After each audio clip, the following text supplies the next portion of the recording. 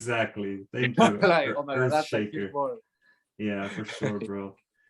Okay, fantastic, Andres. Well, brother, that's about all the time that we have tonight. So thank you so much for being here with us. Andres, where can people find your music?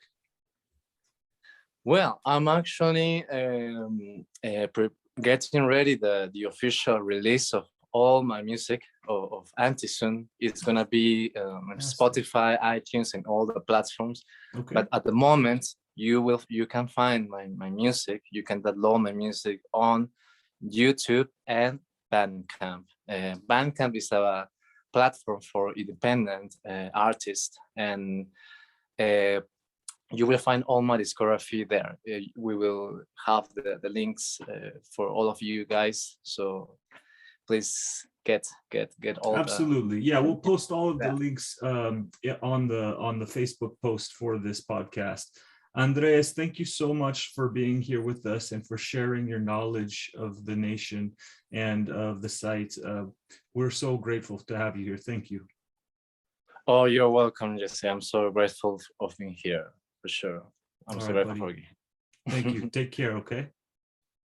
Oh, okay. Take care as well, and see you soon, mates. All right, we'll see you, buddy.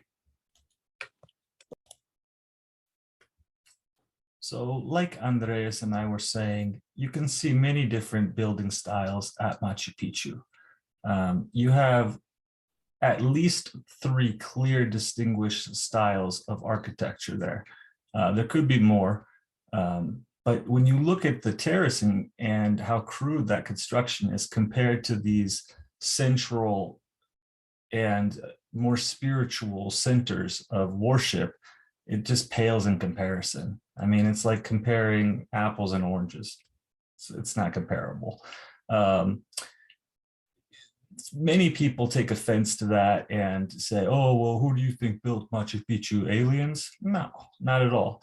But I do think that there were other civilizations that existed before the Incas and that they had some advanced technology that they were able to sculpt these stones and place them into just precise locations.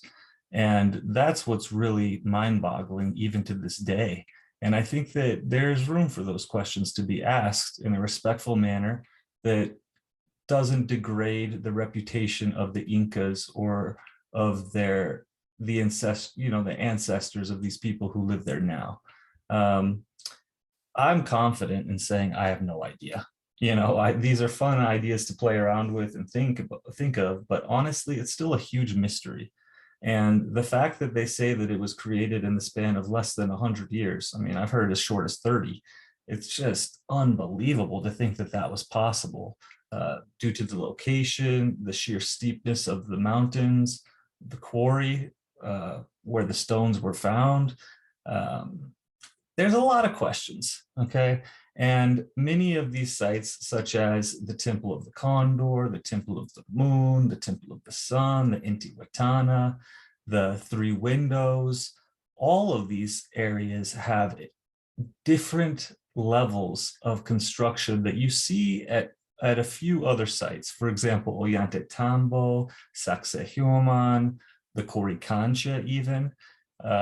You can see these similar building styles, and it makes you wonder if there wasn't a previous culture that had created these sites and then the Inca built around them and on top of them because they knew that this place had significance for previous civilizations.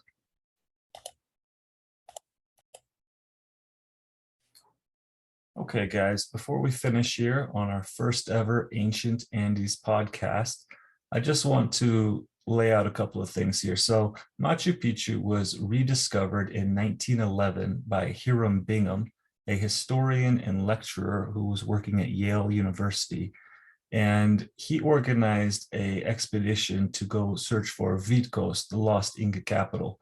And on that expedition, he ran into some local farmers and he asked them if they knew any Inca ruins that were in the area. And they took him up to Huayna Picchu, where they met these other families that were living inside of Machu Picchu and actually farming it. Pablito, an 11-year-old kid, was Hiram Bingham's first guide in Machu Picchu. So it was already well known to the locals. And it's just an amazing place. Words really can't suffice for how incredible it is. I highly recommend that you try and get down there whenever possible. It's well worth the trip, and it'll have a profound impact on your life. I'm quite confident of that, even if you're not even an archaeological buff or anything like that, you know. Um, but yeah, thank you all so much for being a part of this podcast. Thank you to Andres for being our first guest, and hopefully not the last. He was exceptional, and I was really grateful for the information that he shared with us. So thank you all for your support and for listening to this episode of the Ancient Andes podcast. We'll be back next week. Y'all take care and come back soon. Peace.